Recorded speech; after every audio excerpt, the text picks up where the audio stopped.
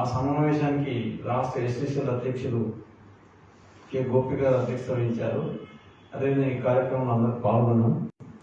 అందులో సారాంశాలు ఏంటంటే, రాష్ట్ర ప్రభుత్వం 12% రిజర్వేషన్ ఇస్తామని ఇవ్వకుండా కాలయాపన చేసి 2 ఉపకులాలను కలిపి కేంద్ర ప్రభుత్వం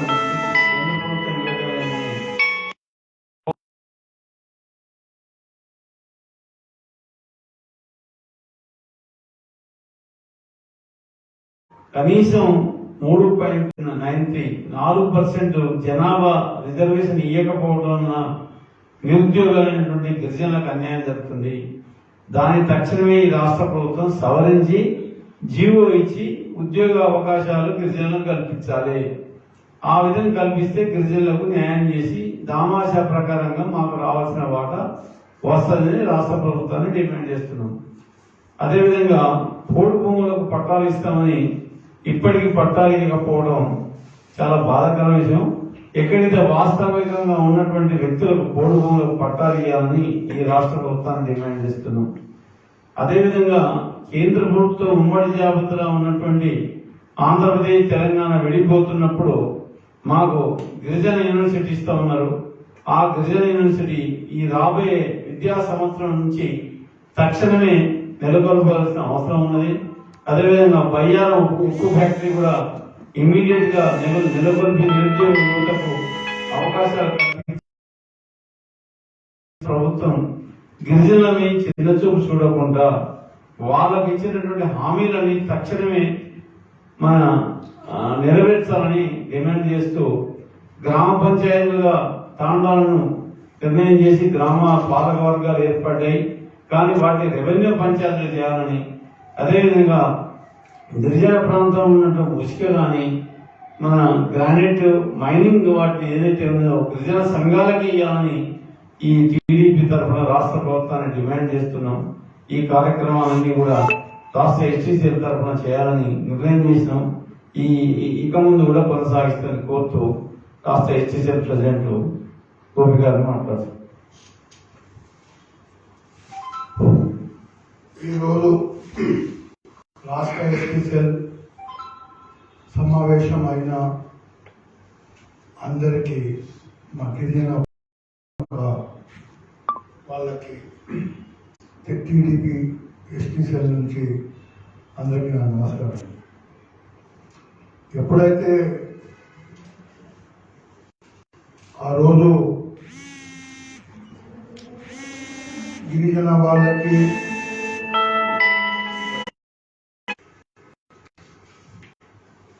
ఎలాంటి లేకపోవడం దానికి ఈ 40 సంవత్సరాలలో ఎంతో మంది విద్యార్థులు చదువుకొని హైదరాబాద్లో కానీ కొన్ని జిల్లాల్లో సిటీల్లో కూడా ఉద్యోగం లేకుండా వాళ్ళు బాధపడుతున్నారు. చెప్తున్నారు 90,000 మంది 1,00,000 మందికి ఉద్యోగాలు ఇస్తాయని చెప్పి కూడా ఎవరికి 3% అని 2%, 1% కూడా వాళ్ళకి ఉద్యోగాలు రావడం లేదు. ప్రభుత్వం దీని మీద గమనించి ఈ గిరిజన వాళ్ళకి ఉద్యోగాలు వాళ్ళకు తప్పకుండా రావాలని ప్రభుత్వానికి కోరుకుంటున్నాం. కావున భవిష్యత్తులో ఈ యొక్క ఆదివాసీల యొక్క రూపకల్పన చూసి వాళ్ళు కొద్దిగా ఎప్పుడైతే ఎలక్షన్లు అవుతాయో అప్పుడే హామీలు ఇవ్వడం జరుగుతుంది. కానీ మొన్న నాగార్జున సాగర్ అక్కడ స్వయంగా ముఖ్యమంత్రి వెళ్ళేసి నేను ఉన్నాను, మీరు బహుపడకండి, గిరిజనులు మీ యొక్క ఓటుని ఉపయోగించి మీరు టీఆర్ఎస్కి గెలిపిస్తే తప్పకుండా మీకు మీ యొక్క రుణపడి ఉంటానని చెప్పి అక్కడ మీటింగ్లో చెప్పడం జరిగింది. కావున ఈరోజు ఎందుకు ఇలా చెప్తున్నారు. ఈరోజు అసెంబ్లీలో చెప్తున్నారు ఎస్సీలకి 10 లక్షల రూపాయలు ఇస్తామని చెప్తున్నారు. వీళ్ళు ఎస్టీలు ఎక్కడ వెళ్ళారు, బీసీలు ఎక్కడ వెళ్ళారు, ఇంకా చాలా కులాల వాళ్ళకు దగ్గర ఇల్లు లేకుండా కూడా పోతున్నారు. నాకు ఎక్కడి నుంచో సిద్దిపేట కాన్స్టిట్యూన్సీ నుంచే ఫోన్లు వస్తాయి. ఉన్నదానికి ఇల్లు లేదు, ఇప్పుడు కూడా గుడిసెలనే ఉన్నాము, వాళ్ళ పార్టీ వాళ్ళకి ఇల్లు ఇస్తున్నారు, గరీబ్ వాళ్ళకి ఇల్లు ఇవ్వడం లేదు. ఏమైనా చెప్పడానికి పోతే పోలీసుల మీద కనీసం సర్టిఫికెట్ కూడా ఇవ్వడం కూడా వాళ్ళు మానేస్తున్నారు. కావున మీరు దయచేసి దీనికి పట్టించుకొని మీరు ప్రభుత్వాన్ని కూడా కొద్దిగా ఒక పేదవాళ్ళకి ఈ గృహ నిర్మాణం కానివ్వండి, ఎలాంటి ఈరోజు కోవిడ్ వల్ల చాలా మంది ఉద్యోగాలు లేక బాధపడుతున్నారు. వాళ్లకు కనీసం కూలి పని కూడా దొరకడం కష్టమైపోయింది. ఇలాగా రాబోయే రోజులు ఇలాగే ఉంటే గిరిజన వాళ్ళ పరిస్థితి ఏంటి? పంటలు లేవు, మీరు చెప్తున్నారు నీళ్లు వస్తున్నాయని చెప్తున్నారు, నీళ్లు లేవు. అక్కడ చెప్తారు వరంగల్ మిర్చి యార్డులు అంటున్నారు 20,000 అంటే వాళ్ళు అంటున్నారు 50,000 అంటున్నారు. మీరే మీడియాకి చూసేంత కొద్దిగా మీరు తెలుసుకొని ఈ ప్రభుత్వం మీరు న్యాయం చేయాలని కోరుకుంటూ సెలవు తీసుకుంటున్నాను. జై ఎన్టీఆర్, జై తెలుగుదేశం.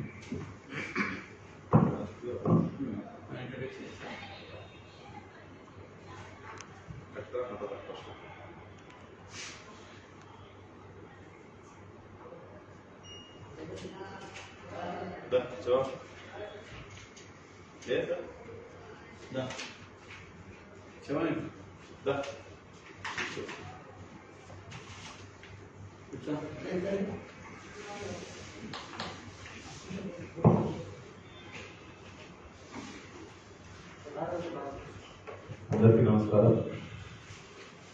ఈరోజు ఈ మీడియా సమావేశం ముఖ్య ఉద్దేశం గిరిజన రిజర్వేషన్, అలాగే ఉద్యోగ నోటిఫికేషన్ ఏదైతే అసెంబ్లీ సాక్షిగా ప్రకటన చేశారో దాన్ని వెంటనే కార్యాచరణ రూపొందించి ఏదైతే 80,000 ప్రకటించినారో ఆ 80,000కు వెంటనే నోటిఫికేషన్ అనేది ఒకటి రిలీజ్ చేయాలి. ఇంకొకటి, ఇప్పుడు కొంతమంది మేము బయట తిరుగుతున్నప్పుడు చూస్తుంటాం కదా, అది ఎవరు కష్టపడ్డారో ఏంటి అనేది ప్రజలకు తెలుసు. రాష్ట్రంలో ఉన్న 33 జిల్లాల్లో 33 కలెక్టరేట్లకు తెలుగుదేశం పార్టీ బృందం వెళ్ళి కలెక్టర్లకు మెమోరం ఇచ్చింది. అరే నాయన, ప్రజలు పిల్లలు ఉద్యోగాలు లేక వయసు భారం మీద పడిపోయి ఉస్మానియా యూనివర్సిటీలో తెల్లగడ్డ వచ్చి సత్య పరిస్థితి వచ్చింది. ఆయన చాలా మంది చచ్చిపోతున్నారు. సునీల్ నాయక్, బోడా నాయక్ ఇట్లా చాలా మంది చచ్చిపోతున్నారు. వాళ్ళని గుర్తించండి, ప్రజలు ఇంకా ఎంతమంది చంపుకుంటారు అని చెప్పేసి దాదాపుగా తెలుగు ఆందోళనలో కానివ్వండి, గిరిజన విభాగం కానివ్వండి, ఎస్సీసీలు కానీ ఎస్టీసీలు ప్రతి ఒక్కరు కూడా స్వయాన మా రాష్ట్ర అధ్యక్షుడు నరసింహులు గారి దీక్ష కూర్చోవడం జరిగింది. అప్పటికి ప్రభుత్వానికి మేలుకు వచ్చింది. సరే సంతోషం, ఉద్యోగ నోటిఫికేషన్ ఇచ్చినాం. ఉద్యోగ నోటిఫికేషన్ అయితే అసెంబ్లీ సాక్షిగా ప్రకటించిన 91,000 అని చెప్పేసి వెంటనే దాన్ని కార్యాచరణ చేసి వెంటనే నోటిఫికేషన్ ఇవ్వండి. కోచింగ్ సెంటర్లు మొత్తం నిండిపోతున్నారు మనుషులు. ఇప్పుడు కేటీఆర్ గారు మాట్లాడారు 6 నెలలు ఫోన్లు పక్క పెట్టారు. ఆయన 6 నెలలు ఆయన ఇప్పటి నుంచి కొన్ని ఉద్యోగాల నోటిఫికేషన్ ఇచ్చిన వెంటనే ఎవరు పోయి రాయారు. నోటిఫికేషన్ కార్యాచరణ ఇస్తే ప్రిపేర్ అయ్యేవారు అవుతుంటారు కదా, ఆ ప్రిపేర్ అవుతున్నారు. కరెక్ట్ ఆ టైంకి ఇవి ఉద్యోగాలు ఏదో ఎలక్షన్ నోటిఫికేషన్ అంటారు. వాళ్ళ ఆ ఎలక్షన్ నోటిఫికేషన్ వచ్చేటప్పటికి మీరు ఓట్ కాసింగ్ మ్యానిపులేట్ చేసి ఇంక పంపించేస్తారు. ఆ అసెంబ్లీలో గతంలో 2007లో కేసీఆర్ గారు వచ్చారు. ఒక రిజర్వేషన్ పెంచాలనేది ముఖ్య ఉద్దేశం ఏంటంటే ఈ రోజు ఉద్యోగ నోటిఫికేషన్ ఏదైతే ఇచ్చిందో మెయిన్ గా దీంట్లో లాస్ అయ్యేది ట్రైబల్స్, ఆదివాసులు, గిరిజనులు. ఈ ఆదివాసీ గిరిజనులకు రిజర్వేషన్ పెంచితే మాకు రావాల్సిన ఉద్యోగాలు మాకు వస్తాయి కదా. మాకు మెడికల్ సీట్లో లాస్ అవుతున్నాం, ఇంజనీరింగ్ సీట్లో లాస్ అవుతున్నాం, ప్రతి దాంట్లో లాస్ అవుతున్నాం. ఇప్పటికీ ఈ రోజు కూడా ఇంకా ఎన్ని రోజులు ఇట్లా మాకు అన్యాయం జరుగుతుంది. తప్పకుండా ఏదైతే ముఖ్యమంత్రి గారు మంత్రులు, ముఖ్యమైన మంత్రులు ఎవరైతే ఉన్నారో దయచేసి మీరు ఒకసారి ఆలోచించండి.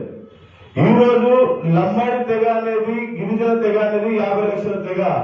ఈ 50 లక్షల తెగ దాదాపు వాళ్ళు ఓట్లు వేస్తే 35 స్థానాల్లో గెలుస్తారు ఏ పార్టీ అయినా. వాళ్ళ ఓట్లు ఒకే తెగ వాళ్ళు ఒకే క్యాండిడేట్ ఓటేస్తే 35 సీట్లలో గెలుస్తారు. డిసిషన్ ఫ్యాక్టర్ ఉన్నది 52 సీట్లలో. కాబట్టి ఆలోచించాలా, మనం రిజర్వేషన్ ఎందుకు పెంచాలనుకుంటున్నాము? తెలంగాణ రాకముందు మీరే చెప్పారు తెలంగాణ వస్తే ఏమేమి మేలు జరుగుతాయి, నీళ్లు నిధులు నియామకాలు, ఓకే సంతోషం. అవి జరిగినాయా జరగలేదా మీకు తెలుసు, ప్రజలందరికీ తెలుసు. కానీ మెయిన్ గా లాస్ అయ్యేవారు ట్రైబల్స్. ఈ ట్రైబల్స్ ఎందుకు లాస్ అవుతారో మీకు కూడా తెలుసు. ప్రత్యేకంగా ఉమ్మడి రాష్ట్రంగా ఉన్నప్పుడు 6%, 33 తెగలు. ఇప్పుడు ప్రత్యేక తెలంగాణ ఉన్నప్పుడు 13 తెగలు, ఇక్కడ 10% జనాభా. ఇది కూడా 2013 పాపులేషన్ ప్రకారం. ఇప్పుడున్న పాపులేషన్ 12% అవుతుంది. కానీ పాపులేషన్ ఇస్తున్నాను లేదు. ఈ పాపులేషన్ ప్రకారం రిజర్వేషన్ అనౌన్స్ చేస్తున్నా లేదు. ఏమంటే రిజర్వేషన్ నా చేతిలో లేదు, కేంద్రానికి పంపించినట్టు. గతంలో 86లో ఇదే Telugu Desam party chief secretary sign చేసి ఇచ్చిన రిజర్వేషన్ 4 నుంచి 6% పెంచాలని చెప్పేసి. ఎందుకు మనకి చీఫ్ సెక్రటరీ లేదా? ఉన్నారు కదా. ఇక్కడ కాదా? అవుతుంది. 2 కులాలకు కలుపుతా అంటాడు. ఏ నమూనా ప్రకారం కలుపుతున్నావు చెప్తున్నా. కొన్ని అసెంబ్లీలో వివరిస్తున్నా. ఎంతసేపు నేను కేంద్రానికి పంపించా. దేనికి పంపించినాం? ట్రైబల్ రిజర్వేషన్ ని ముస్లిం రిజర్వేషన్ తో కలిపి పంపిస్తే ఎట్లా ఆమోదిస్తారు కేంద్ర ప్రభుత్వం, బీజేపీ ప్రభుత్వం? మీకు తెలియదా? ఇది నాన్సుడు బేరం కాదా? ఇది ఒకసారి ఆలోచించాలి మనం కూడా. ఇప్పుడు ప్రజలు పిచ్చోడు కాదు. ఈ రోజు ఏమైనా అంటే గిరిజనులకు రిజర్వేషన్, మా దాంట్లో మా కొట్లాటలు పెడతావు, నువ్వే మన రిజర్వేషన్ లిస్టు నమ్మడానికి చూసేయాలంటారు. ఇవన్నీ ఛాలెంజ్ చేస్తున్నా. ఇవే హైదరాబాద్ లో ఏ ఒక్కరికి కూడా గిరిజనులకు ఎల్బీనగర్ నుంచి మొదలు పెట్టుకుంటే పటేల్ దాకా ఏ ఒక్కరికి బెంజ్ కార్ షోరూమ్ ఉన్న తీసే, ఏ ఒక్కరికి హైమాక్స్ థియేటర్ ఉన్న తీసే. ఇప్పటి కూడా పెట్టాలనుకుని బతికేది మా గిరిజనులు. ఈ రోజు కూడా ఆ విషయం మీకు తెలియదా? తెలుసు. రోడ్ల మీద అడుగుతున్న మా వాళ్ళు, జిహెచ్ఎంసీ కార్మికులు ట్రైబల్స్, జొన్నరొడ్డు అమ్ముకునే ట్రైబల్స్, కట్టెలు పట్టుకొచ్చి అమ్ముకునే ట్రైబల్స్. ఇప్పుడు హరిత పేరు పెట్టిన మళ్ళీ దానికి ఏమనంటే అడవి పెంచుతాడు. అడవి ఉండదా నాయన, మా లమ్మలో చూసుకుంటూ అడవిని దాన్ని పెంచవలసిన అవసరం లేదు. పెంచు సంతోషం. కానీ దాంట్లో మమ్మల్ని ఎలా పెట్టారు? నాకు ఇచ్చిన దానికి గుంజుకునే నువ్వేమనుగా గుంజుకొని ఎవరు పెట్టింది? బట్ దయచేసి మనం కూడా ప్రతి ఒక్క గిరిజన సోదరులు పార్టీలకు అతీతంగా మనకు రావాల్సింది రిజర్వ్. మనం ఏ రాజకీయం చేసినా, ఏ నాయకుడు ఉన్నా ఈ రోజు అసెంబ్లీ దయచేసి మా గిరిజన ఎమ్మెల్యేలు 12 మంది ఎవరైతే ఉన్నారో 12 మంది కూడా ఏ ఒక్కరు కూడా అసెంబ్లీలో రిజర్వేషన్ గురించి మాట్లాడలేదు. దయచేసి మీరు గెలిచింది ట్రైబల్ రిజర్వ్ కాన్ఫరెన్స్ లో జనాభా ప్రాతిపదికన ఏదైతే 12 కాన్ఫరెన్స్ ఉందో జనాభా ప్రాతిపదికన రిజర్వ్ కాన్ఫరెన్స్ కాబట్టి ఖచ్చితంగా మేము మా మీద గెలిచిన వ్యక్తులు కాబట్టి మేము కూడా జనాభాలో ఉన్నాం కాబట్టి ఖచ్చితంగా మా రిజర్వేషన్ గురించి మాట్లాడాలి. ఖచ్చితంగా ట్రైబల్ గురించి మాట్లాడాలి. డెవలప్మెంట్ గురించి మాట్లాడుతున్నాం, కరెక్ట్, ఓకే, ఒప్పుకుంటాం. కానీ at the same time tribals గురించి కూడా మాట్లాడాలి. రిజర్వేషన్ గెలిచినావు, నువ్వు జెండర్లో గెలిచిన మిమ్మల్ని అడగా, ఏ ఒక్కరిని కూడా అడగాలి. జెండర్లో గెలిచిన ఎందుకు అడతామే? మిమ్మల్ని గెలిపించుకున్నారు కాబట్టి ప్రతి ఒక్క గిరిజన ఎమ్మెల్యేలు. ఇప్పుడు పార్లమెంట్ కూడా నడుస్తుంది. పార్లమెంట్ నడిచేటప్పుడు కూడా పార్లమెంట్ లో తెలంగాణ నుంచి 4 ఉన్నారు. దాంట్లో మనకి 2 ఎస్టీలు ఉన్నారు. ఆ 2 ఎస్టీలు కూడా ఏ ఒక్కరు కూడా ట్రైబల్ గురించి మాట్లాడిన దాఖలాలు ఉన్న ఒక తెలంగాణ ఒక్కటే కాదు, మొత్తం భారతదేశంలోనే ఏకైక మహిళ లంబాడి మరి కవిత గారు. ఆమె కూడా ఏ ఒక్క రోజు కూడా మాట్లాడలేదు. ఎందుకు మాట్లాడలేదంటే కేసీఆర్ దగ్గర చేశారు అంటే నడుస్తుంది. కానీ దయచేసి మా రిజర్వేషన్ మీద గెలిచిన ఎంపీలు, ఎమ్మెల్యేలు, అలాగే ఎవరైతే ముఖ్యమైన నాయకులు, ముఖ్యమైన మంత్రులు ఉన్నారో సత్యవతి గారు కానివ్వండి, ఇంకా ఎవరైనా స్వయం పర్సన్, తప్పకుండా మా రిజర్వేషన్ పెంచే ప్రయత్నం చేయండి. ఈ రోజు మీకు మంత్రి పదవి వచ్చిందన్నా లేకపోతే ఉన్న ఎమ్మెల్యేలు గెలిచిందన్నా మా రిజర్వేషన్ స్థానాల్లో గెలిచినారు కాబట్టి ఖచ్చితంగా మా రిజర్వేషన్ గురించి మాట్లాడండి. మా రిజర్వేషన్ పెంచిన తర్వాత ఉద్యోగ నోటిఫికేషన్ ఇవ్వండి.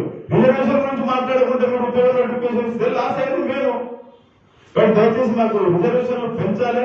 పెంచకపోతే ఇదే తెలుగుదేశం పార్టీ, ఇదే గిరిజన విభాగం తరఫున తప్పకుండా పెద్ద ఎత్తున ఉద్యమాలు ఉంటాయి. గతంలో మేము చేసిన ఉద్యమాలను బట్టి ఇప్పుడు ఉద్యోగ నోటిఫికేషన్ ఇచ్చినాం. సేమ్ టైం గతంలో ఏదైతే తెలుగుదేశం పార్టీ పెంచింది కాబట్టి ఖచ్చితంగా మాకు తెలుసు అది ఇక్కడ అవుతుందని కూడా మీకు కూడా తెలుసు. అప్పుడు మీరు కూడా తెలుగుదేశం పార్టీలోనే ఉన్నారు. అప్పుడు మీకు కాబట్టి మీకు ప్రతి విషయం తెలుసు. ఒకసారి ఆలోచించండి. దయచేసి మాకు రిజర్వేషన్లు పెంచితే మా గిరిజనులు కూడా కొంతమంది ఉద్యోగులు అవుతారు, కొన్ని ఫ్యామిలీలు పడతాయి. బట్ ఆలోచించి కొంచెం తొందరగా రిజర్వేషన్ ఇస్తే మంచిది. లేకపోతే ఏ విధంగా మీ దగ్గరికి రావాలో, ఏం చేయాలో, ఏ విధంగా కార్యాచరణ రూపొందించాలి, ఏ విధంగా అసెంబ్లీ ముట్టడి చేయాలి, ఏ విధంగా మేము ప్రగతి భవన్ ముట్టడి చేయాలని త్వరలో మా బృందం ప్రకటిస్తుంది. తప్పకుండా ఆ కార్యాచరణ కూడా తీసుకుంటాం. జై తెలంగాణ. జై తెలుగుదేశం.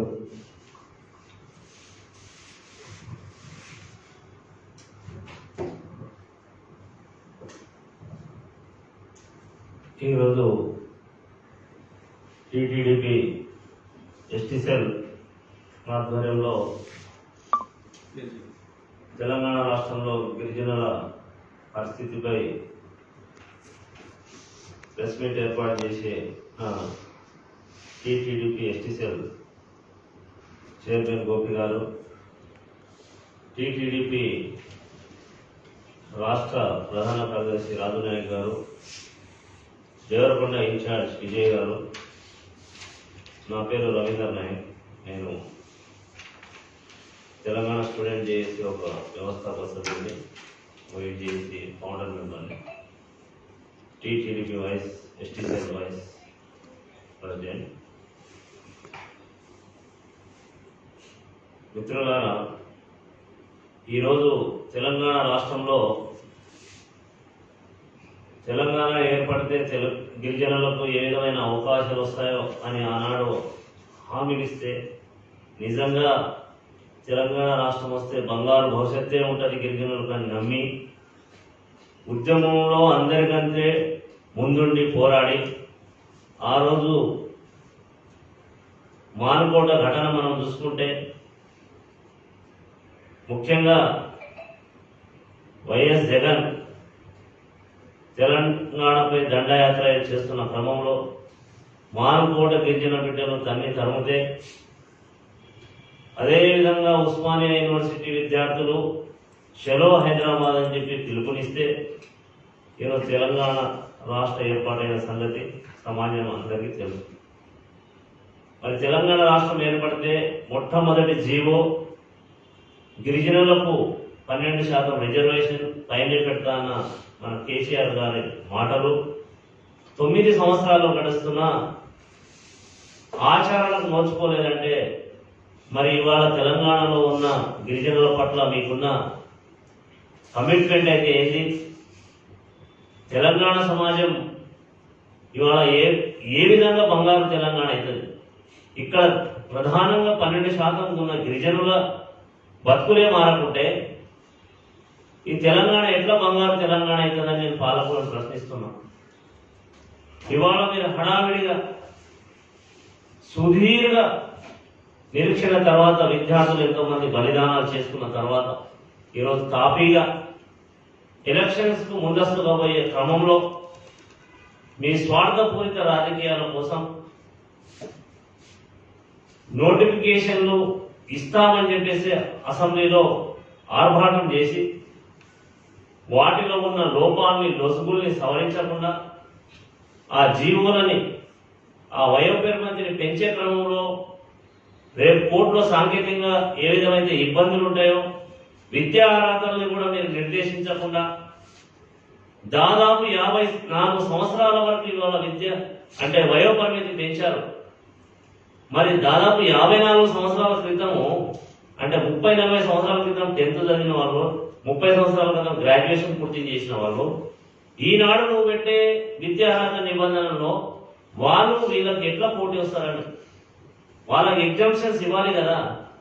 అంటే డిగ్రీలో మీరు పర్సెంటేజెస్ తగ్గుతున్నారు, మరి ఆ పర్సెంటేజెస్ ఉంటాయా? 40 సంవత్సరాలు ఇప్పుడున్న మీ కొడుకులకు, ఇప్పుడు కొడుకులకు, కోడళ్లకు, బిడ్డలకు, తండ్రులకు, మామలకు, అల్లుళ్లకు పోటీ పెడుతున్నారు ఈ ఉద్యోగ పోటీ పరీక్షల్లో. మరి ఆనాడు చదువులు ఈనాడు చదువులు ఒకటేనా? ఆనాడు మరి ఉన్న పర్సెంటేజ్ ఈనాడు ఉన్న పర్సెంటేజ్ ఒకటేనా? మరి అవన్నీ ఏమి ఆలోచించకుండా మీరు ఉద్యోగ నోటిఫికేషన్ భర్తీ ప్రకటన ఇచ్చారు.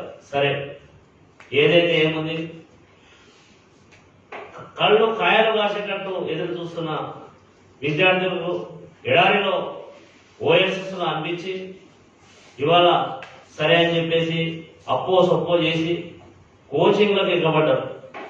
మరి ఆ క్రమంలో నోటిఫికేషన్లో భర్తీ ఎప్పుడు చేస్తామని చెప్పేసి ఒక క్యాలెండర్ రూపొందించకుండా నోటిఫికేషన్లు వస్తున్నాయి చదువుకోండి అంటే 2 సంవత్సరాల తర్వాత వస్తాయా, సంవత్సరం తర్వాత వస్తుందా, ఏమని భావించాలి? ఎంతని వాళ్ళు వ్యయ ప్రయాసాలు కూర్చాలి? ఇది కూడా ప్రభుత్వం ఆలోచన చేయాలి. త్వరగా దాని క్యాలెండర్ని అన్ని నోటిఫికేషన్లు గ్రూప్ 1 స్థాయి నుంచి గ్రూప్ 4 స్థాయి వరకు ఒక ఆర్డర్లో నోటిఫికేషన్స్ ఇవ్వాలి. లేదంటే గ్రూప్ 4 సాధించిన వాళ్ళకి గ్రూప్ 2 వస్తుంది, గ్రూప్ 2 వచ్చిన వాళ్ళకి గ్రూప్ 1 వస్తుంది. ఆ విధంగా ఏంటంటే ప్రతిభ ఉన్నవానికి 10 ఉద్యోగాలు వస్తే ఆ ఉద్యోగాలన్నీ ఖాళీలుగా వెళ్ళిపోతాయి మళ్ళీ. కాబట్టి ప్రభుత్వం తగు జాగ్రత్తలు తీసుకోవాలని కోరుతున్నాం. మా గిరిజన సమాజానికి వచ్చేసరికి అసలు మేము ఉద్యోగ నోటిఫికేషన్ భర్తీ చేయవద్దని చెప్పి కోరుతున్నాం. మా 12% రిజర్వేషన్ ఇచ్చిన తర్వాతనే భర్తీ చేయాలని కోరుతున్నాం. ఎందుకంటే మీరే చెప్పారు ఇంతకుముందు దాదాపు 1,20,000 ఉద్యోగాలు తెలంగాణ రాష్ట్రంలో భర్తీ చేశాము, ఇంకో 20,000 ఉద్యోగాలు భర్తీ చేస్తున్నాము. అంటే 2 లక్షల ఉద్యోగాలు మీరు భర్తీ చేస్తుంటూ నోటిఫికేషన్ ఇచ్చారు, 1,20,000 ఉద్యోగాలు భర్తీ అయిపోయాయి. మరి మాకు 6% రిజర్వేషన్ తోటి నోటిఫికేషన్ ఇస్తే మేము నష్టపోయిన ఉద్యోగాలు ఎన్ని? 6%కి ఇంకో 6% మైనస్, 12%కి 6% మైనస్ అయితే మేము 12,000 ఉద్యోగాలు కోల్పోయాం. అంటే ఈ అమాయక గిరిజనులు 12,000 ఉద్యోగాలు కోల్పోయారంటే ఎంతమంది భవిష్యత్తు ఇవాళ రోడ్డు పాలైందనే విషయాన్ని మీరు గమనించాలి. మరి ఆ రోడ్డును మీరు ఏ విధంగా భర్తీ చేస్తారు?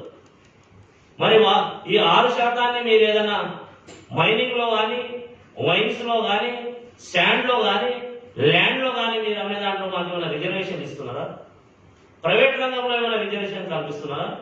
మరి మీరు ప్రైవేట్ రంగంలో కూడా రిజర్వేషన్ కల్పిస్తామని చెప్పారు. మరి దాంట్లో ఏమన్నా ఎస్టీలకు రిజర్వేషన్ కల్పించి ఉద్యోగ నష్టపోయిన విద్యార్థులకు ఏమన్నా, నిరుద్యోగులకు ఏమన్నా మీరు అక్కడ అవకాశం ఇస్తున్నారా? అంటే ఇవాళ గిరిజన సమాజం మీకు ఓటేస్తుంది, గెలిపిస్తుంది కాబట్టి వీళ్ళని పట్టించుకోకుండా నడుస్తుందని చెప్పేసి మీరు భావిస్తున్నారా? ఇప్పటికే మేము మా గిరిజన ఎంపీ ఎమ్మెల్యేలను కూడా హెచ్చరిస్తున్నాం. మిమ్మల్ని అసెంబ్లీలోకి పంపించింది మీకు ఆవలింతలు వచ్చినా కూడా నోరు తెరవకుండా కూర్చొని భజన చేయడానికి కాదనే విషయాన్ని మీరు గుర్తుంచుకోవాలి. మళ్ళీ మళ్ళీ గెలిపిస్తారని భ్రమపడవద్దని చెప్పేసి మేము హెచ్చరిస్తున్నాం. మీరు కల్లి కొల్లి మాటలు చెప్పి మళ్ళీ ఏ ముఖం పెట్టుకొని మీరు ఓట్లకు వస్తారని చెప్పేసి మేము ప్రశ్నిస్తున్నాం. మీరు ఎక్కడ అడిగారు? మీకు రాజ్యాంగం కల్పించిన హక్కు రిజర్వేషన్. ఇది ఎవడో పార్టీ బీఫామ్ ఇస్తే మీరు ఎమ్మెల్యేలు కాలేదు. ఇది రాజ్యాంగం మీకు ఇచ్చిన, గిరిజనులకు ఇచ్చిన హక్కు.